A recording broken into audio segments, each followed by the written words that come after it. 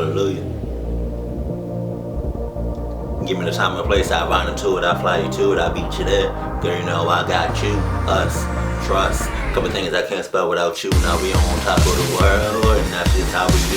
You said tell me the sky's the limit, now the sky got point of view. So we stepping out like, whoa, oh God, cameras point at you. Ask me what's my best side, I step back and point at you, you, and I do not know the rest of that shit. SupTho.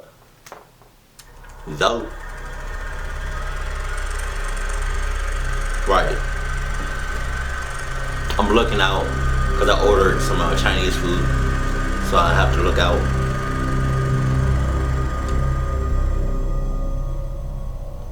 It was April of 2015.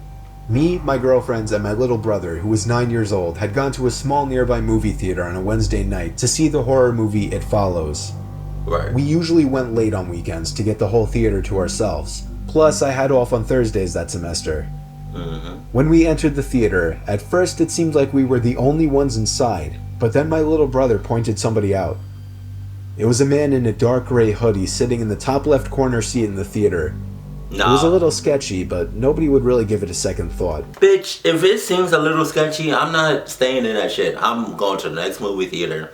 Oh, I'm not gonna see it. How the fuck you gonna go late at night to a big ass movie theater? No, it wasn't big. To a movie theater. Late, real late, and he's got a bitch in the fucking distance in the top left corner looking sketchy as a mother. Nope, cancel Christmas. We picked upper middle row seats with a railing in front so we could put our feet up. Right. And we each sat with an empty seat between us for more room. I know, that sounds weird to do with my girlfriend with me, but having my brother there made it a different story. Right. I was sitting the closest to the edge, and therefore the closest to the one other guy in the room besides us. Within 5 minutes, the previews were over and the movie was starting. Everything goes dark. The lights dark. in the theater dimmed to darkness, Right. and the only light now was the light projecting from the screen. My little brother took out his bag of candies he snuck in and started to eat them obnoxiously loud. About 5 minutes into the movie, over my brother's loud candy wrapper noises, which we told him to stop for the record, I thought I heard a pretty loud sound come from above and behind us. I waited a few seconds to sneak a glance behind us, and saw that the guy that was sitting in the top corner had moved down a row, which was on. Fuck! But again, I didn't give it more than a second thought. What? Another 5 minutes later, when the movie was already starting to get interesting, I heard something from behind us again. I turned when I thought it wouldn't be too obvious, and again, the guy... I'm sorry. My food is coming. Give me a second. I'm so sorry. Got that Chinese dough. Chinese and pizza. That's what's up. Let's get back to the fucking video. Wait. Okay. Peanut, move. Guy was a whole row closer to us. I leaned to my girlfriend and said while chuckling, "Don't look, but that guy keeps moving closer to the screen." She shrugged her shoulders and didn't even show interest in checking. I told myself if he did it again, then I would have a problem, and managed... Okay, I'm sorry, but like, if he keeps moving closer to... Okay, I really don't understand why you just don't get the fuck up and move. But, like get out that movie theater and go to another movie theater. I don't understand that part. But what I also I don't understand is if he's moving closer to you all, just keep moving down. Like you're playing. Somebody's gonna get somebody. He gonna fuck some shit up. to get back into the movie. I'd say another 5 minutes later, without even hearing anything this time, I just turned around out of curiosity and saw the man a whole row closer, but this time he wasn't at the last seat of the row anymore. He was moved further down the row, closer to us. Now he was only 3 rows behind us. I nudged my girlfriend and she turned around. Then she looked at me and gave me a confused, concerned kind of look. She asked me if we should move, and I said definitely not. At this point, I wasn't able to pay attention to the movie anymore. Even though I was facing the screen, I felt like the man's gaze was hitting me in the back of the head. No shit. I told myself if he moves closer, I would turn around and firmly ask him what he was doing. But then I also thought, what if I'm looking too much into this? What if he's just a normal guy who happens to keep switching seats for a better view? Really? Once more, I turned around, and the man was only 2 rows away from us now, closer to the center of the row, or rather directly behind us, and his head was just completely down looking at his lap. I didn't even bother to check what he was looking at. He could have been looking at nothing. I literally opened my mouth ready to say something, but I was just too much of a coward. I was only 16 last year and pretty skinny. My little brother got up during a slow part of the movie to go to the bathroom. Fuck. About a minute later, I turned to see if the man had gotten closer again, this time actually ready to say something. But I was shocked to see nobody behind us. It was completely empty. I told my girlfriend, and she said good. But then I stood up in pure fear, thinking of my little brother. Telling my girlfriend to wait there, and running out of the room and into the empty theater halls, I saw the man in the gray hoodie entering the men's bathroom down the hall. Wow. Fearing for my little brother's safety, I ran down the hall toward the bathroom, opened the door, and saw the man literally on his knees peeking under the 2 stall doors. Then he looked at me, and at the same time I heard my little brother call me from down the hall. I saw him waving me over in confusion. I ran to him, got my girlfriend out of the movie room, and we went to the front desk. The teen working the front ticket stand called the police, showed us and the cops the video footage of the man walking down the hall, and then we filed a police report.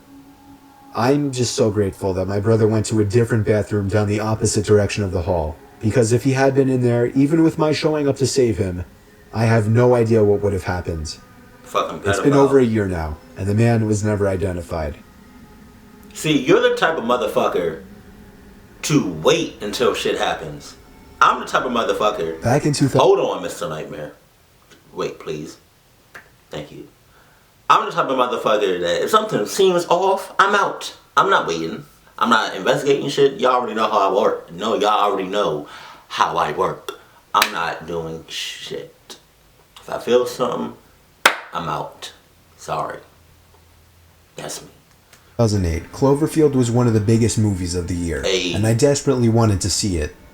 Most of my friends had already gone to see it, which upset me, given that I didn't want to be seen going to the movie theater alone. Makes sense. However, I didn't have work or school on Thursdays, so on Wednesday night, I figured I could get away with going alone to one of the small theaters nearby with a screening of the film at 9:30, since I knew it would be quiet. Well, I showed up, bought a ticket, and immediately realized the entire building was dead. Wow. I entered the theater, and much to my surprise, there was not a single person in there. There were 2 large sections of seats in the theater. Okay. I sat in the bottom row of the upper section, which was seated just behind a tiny wall. During the quiet parts of the movie, which were very few, I kept thinking that I was hearing something coming from behind me. It was almost like I was hearing a voice.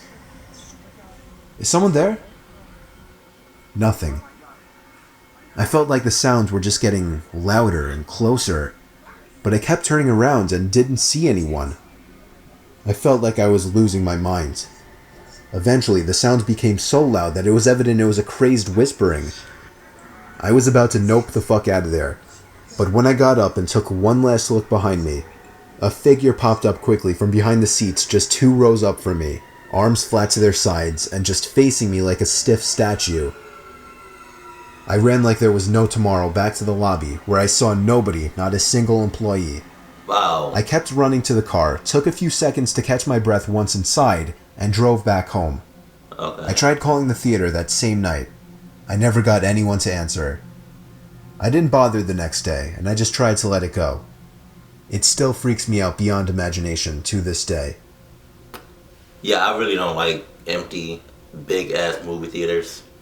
I'm fine with like 10 people in the movie theater, but nobody? Nah. One of my first jobs was working at a movie theater in Huntington on Long Island. It was an okay gig for a 16-year-old. Dealing with the general public in mass, you'll always run into creeps. However, there was one creep and one really weird situation that I still have nightmares about. It was a Monday, like 11 o'clock at night, and the last 2 playing movies were finishing up, which was earlier than usual. On weeknights, I would usually be out of there by midnight during the summer. Mm-hmm.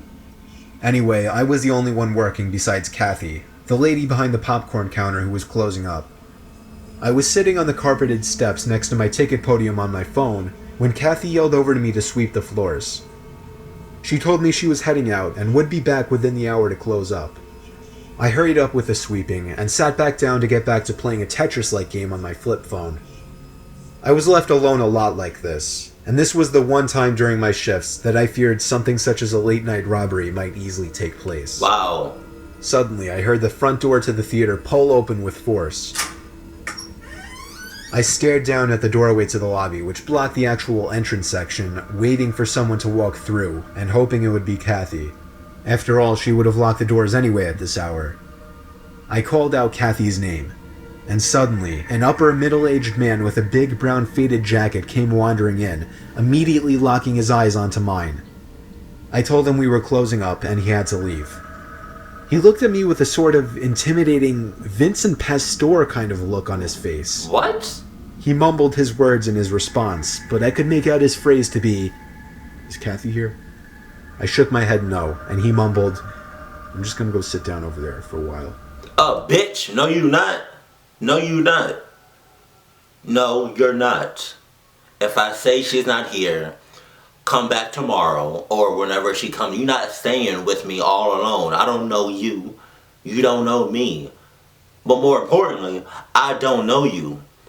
Just like that fucking first guy, you can be a fucking pedophile. I don't know you, bruh. Chill out. Kathy ain't here. She ain't coming back no time tonight.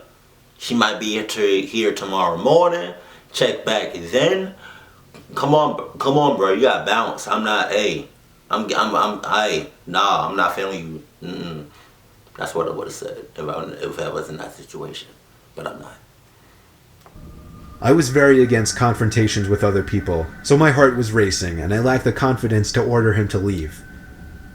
I sat back down on the step and pretended to be absorbed in my phone, when really I was texting Kathy telling her there was someone weird here for her. But with the old flip phones, texts took forever to send, and even longer for people to check. By the time the text was sent, I noticed the man, now across the room sitting on a bench, was literally watching me. I wanted to show him that I was annoyed by this, so I simply got up, walked up the 3 carpeted stairs, and sat down on the bench in front of a wall that would block my view from him. Stupid old me didn't figure this would allow him to do whatever he wanted not being within my vision. Within minutes, I realized this was dumb and went back to sitting on the step.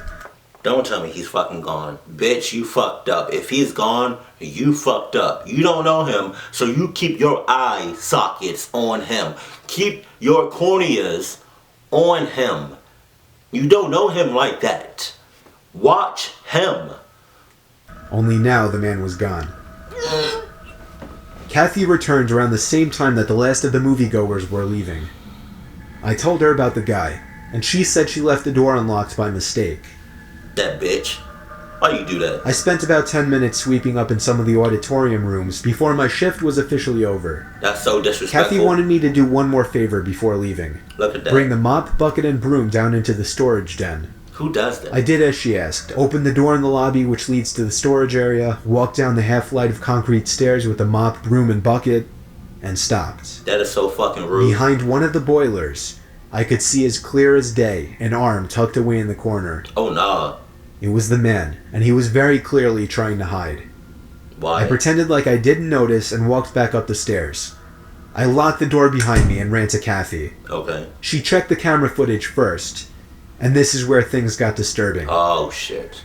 Within the period of time that I was hiding from the man, the surveillance cameras caught him getting up and leaving the theater. Kathy seemed surprised and declared, "That's my ex-husband." I felt like my heart was starting to drop as she said this, and I was starting to put things together. I assured her there was in fact somebody down there. She took out her cell phone and dialed not for 911, but rather for her ex-husband as she left the building. I followed her, afraid to stay in the theater alone. Kathy suddenly started to panic, as it seemed her ex-husband hung up the phone on her. She then called the cops, and what she explained to them shocked and disturbed me. When she hung up the phone, she was in a panic, and she tugged me away from the building. It turned out her ex-husband arrived to the theater to get her out of there, because he had apparently run into some trouble with a guy he knew who threatened to kill Kathy for whatever messed up reason. The cop cars pulled up into the parking lot with their sirens blaring. Minutes later, they came out with some old Italian mobster-looking guy in cuffs. Kathy never showed up for work after that, and I was never able to get the full backstory out from anyone. I was the coolest guy at the theater for a while since I witnessed all of this. I just really wish I got the full story though, because it really interested me. I never saw Kathy, her ex-husband, or that random guy who potentially almost killed me had I approached him ever again. You talking about cool? This shit ain't cool. Yo, I heard from like friends and family members that working at movie theaters fucking suck. But I don't understand. I don't know what like somebody that's ever worked at a movie theater or currently still does. Why does it suck? Because I never did. And like, I mean, to me it seems like a cool job, but then again, that's probably what most people think right before they get the job at a movie theater. But like, what makes it so like? Why don't people that work at movie theaters like their fucking job there? It looks like a pretty chill job, to be honest. But like I said, I never worked at a movie theater before, and I never will. Never will. I don't know if I never will, but yeah, like, cause a lot of people told me that everybody that I talked to that worked at a movie theater before always said that they don't like it, or it sucks, or they hate it. But I never understood why, though. I don't know. Please let me know that in the comment section below why it sucks. But yeah, man, like, keep it real with you. Keep it 100. If I'm by myself, which is very rare, going to a movie theater, and seeing a movie, and there's nobody else, like, if there's me and somebody else and one other person in a goddamn theater, chances of me even staying in that theater is pretty slim. I'm gonna be frank. I'm not gonna lie to y'all. Like, I like a movie. I like to be in a movie theater where it's packed, and if something pops off, I'm good, cause all I'm saying is I'm running. If I'm with my, my cousin, my brother, I don't have a brother, my sister, my family member, my girl, and something pops off, and I'm a runner and not a fighter. And so yeah, like, don't expect me to protect you or stand up for you, because I'm going to be 100. I'm going to be 100. Like, I'm going to run, and I hope to God you're with me. I'm going to grab your hand and we're going to run together. Right? That's if something pops off. But the chances of me actually, like, I'm tired of these motherfuckers investigating shit and waiting for shit until it happens. Like, if something seems off, or something seems out of the ordinary, or someone seems creepy as a motherfucker, stay the hell away from them. That's it. That's fucking common sense. What the fuck? That should be like your natural instinct. Don't wait. Please. That's how you get your shit fucked up. And I'm kind of mad because, like, for some people, you would think it's common sense, but it's really not. Like, with that first story got me fucked up. Like, if I'm with 2 or 3 people in an empty ass movie theater and there's one creepy ass guy in a fucking back and he keeps moving closer to us, If he even moves one row down, I'm out. I'm out. Like, I don't feel me and two other people and him, that creepy ass dude, James. Oh nah, you can't Christmas. I'm just gonna, hey babe, yeah, it's about time for us to go. That guy in the hoodie is creeping me the fuck out. Hey, you coming, right? You coming? Come on, baby, come on. Hey James, I'll see you later. Deuces. I'm not staying with you. Tell me how the movie was. I'll see you never. Alright? So yeah. But man, yeah. Whenever I see a movie in a movie theater, I make sure that bitch is like either semi-packed or all the way packed. So yeah. Keep it cool, keep it classy, and I love you. Stay happy, my family. And it's time to enjoy this in Chinese food. Shouts out to Cottage Express. And I got these I got like these donuts. Like, it's like these Chinese donuts that has like powdered sugar, like powdered sugar on top, or sugar in general, sprinkled on top. If you know what I'm talking about, please let me know that in the comment section below. But I'm about to fuck all of this up. Post workout time. I would share, but can't really do that. I physically can't do that. Like, you're not, like, I can't just throw something at you, gonna catch it. I really wish it worked like that. Like, that'd be good. Like, oh my god. Smell-o-vision. I think I heard smell-o-vision is, I heard that from BF versus GF, the YouTube channel, Gina and Jesse. They said it one time a long time ago. It was like, I wish I could just smell this. Just smell this. This shit smells so fucking good. But let me stop doing it to y'all. See y'all next time. Love y'all.